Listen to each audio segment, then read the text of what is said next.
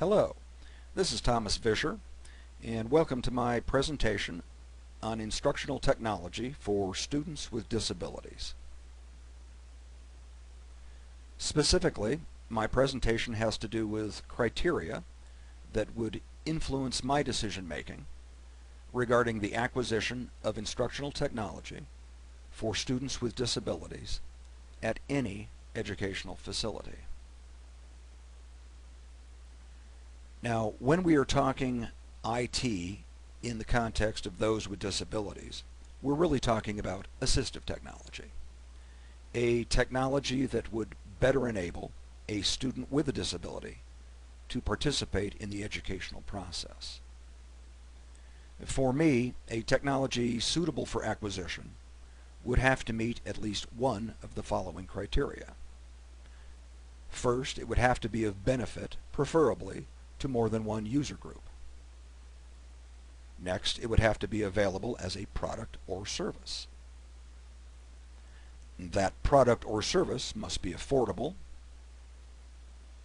And finally, if it were an older technology, it would have to have the ability to integrate it, or it would have to morph into a newer technology that was usable.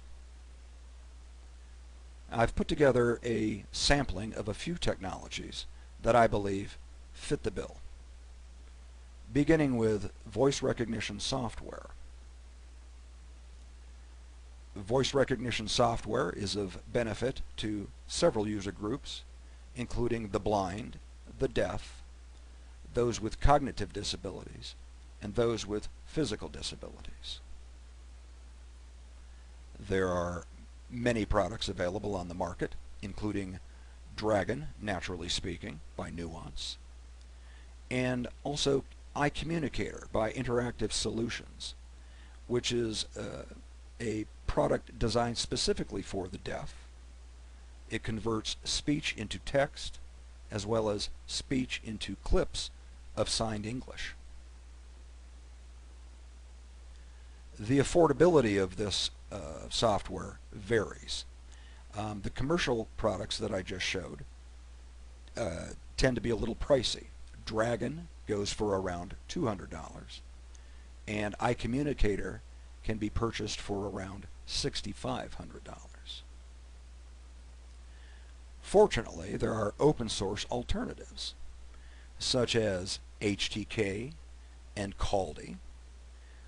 Additionally, there are voice recognition programs built directly into operating systems or browsers, such as Windows Speech Recognition, Google Voice Search, and TalkTyper. Another technology I would acquire would be audiobooks. Audiobooks benefit the blind, those with physical disabilities, and those with cognitive disabilities, including learning and or reading disorders.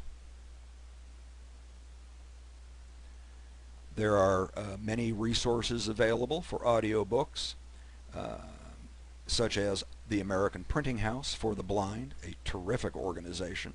It's been around for a very long time. APH has a talking book catalog, as well as a Louis Braille database filled with many materials for the blind. Additionally, there's the Royal National Institute for the Blind, which is the Australian counterpart to APH. There's also Learning Ally and Bookshare. The affordability of audiobooks, again, depends. If a provider is receiving federal or state dollars, they may be required to provide a school with these products for free. If that is not the case, there is always the Project Gutenberg on the web. It has thousands of ebooks available for free download. Next is the screen reader. Screen readers are of benefit to the blind and those with cognitive disabilities.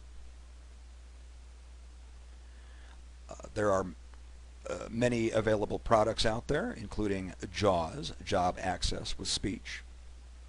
In fact, JAWS is loaded on the computers at my own local public library. The affordability of screen readers, again, varies. JAWS, my understanding is, it goes for about $500 a pop. Again, there are open source products available, such as non-visual desktop access, or NVDA, which is a portable screen reader for Microsoft Windows. Another technology I would acquire would be closed captioning. Closed captioning is of benefit to the deaf and blind communities, as well as those with some cognitive disabilities. An available resource for closed captioning is the Described and Captioned Media Program, or DCMP, the affordability of which, again, depends on one's situation. If you are a public school and you have one child in a classroom that is deaf or blind, you may be available to receive a free membership to DCMP. Another technology that I would acquire would be American Sign Language, or ASL. Now, ASL I regard as a high skill but a low technology. Its benefit is generally limited to the deaf community. However, its use within that community is pervasive. The affordability of ASL, again, it depends on which format is going to be used. In its analog form or human form, it can be rather expensive. Imagine putting a human being, expert in ASL, on staff, available to tend to the needs of deaf students. However, if ASL is integrated into a multimedia video, it pays for itself in no time. It is reusable and can be broadcast over the net as many times as is needed. Here is an example of ASL in a multimedia video. It's one that is put out by the folks at Deaf Tech, who have instructional videos mostly pertaining to mathematics available for free. Here's a little taste of what they do. Hello, welcome to this vlog. Today we're going to talk about factoring. So factoring. This is in a series of vlogs for factoring. This is the first in the series. We're going to factor monomials and polynomials, binomials, and things like that. We're going to factor all of those. Now let's back up a little bit. First we're going to talk about what the word factor even means. Watch here.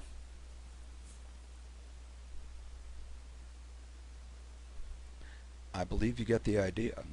The potential of multimedia video in general, and new life given to an old tech like American Sign Language. Which brings us to a final technology I'd like to mention. That would be multimedia. Multimedia generally incorporates graphics, text, and sound into a video format. Its potential benefit is wide. The blind, deaf, cognitive, and physical disabilities.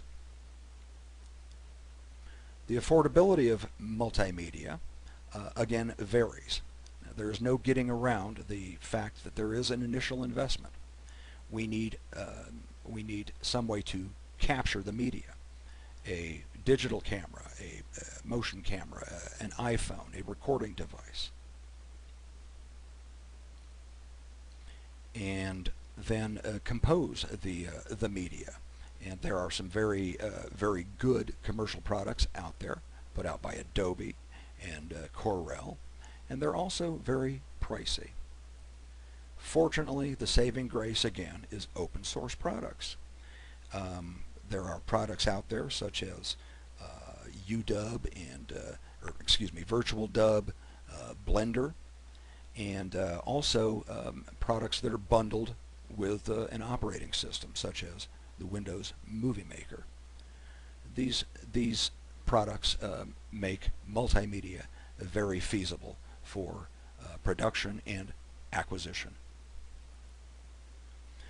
This takes us to one final consideration. An older technology, in order to survive and be feasible for acquisition, has to have the ability to integrate or morph. I already mentioned American Sign Language. In its analog form, it's very pricey, but because we can take that and film it and integrate it into a video, it is very feasible for acquisition. If that is not the case, that it can be integrated, it needs to morph. And I can think of several examples. The chalkboard, an old technology, has simply morphed into a digital whiteboard. The overhead projector, one can say that that has morphed into a computer and a PowerPoint presentation. And finally, a Braille book morphing into a downloadable and very usable ebook. If a technology does not have that ability, it will be phased out. This brings me to the end of my presentation. I hope you enjoyed the show, and thank you very much for your attendance. I hope everyone has a Merry Christmas and a Happy New Year. Bye-bye.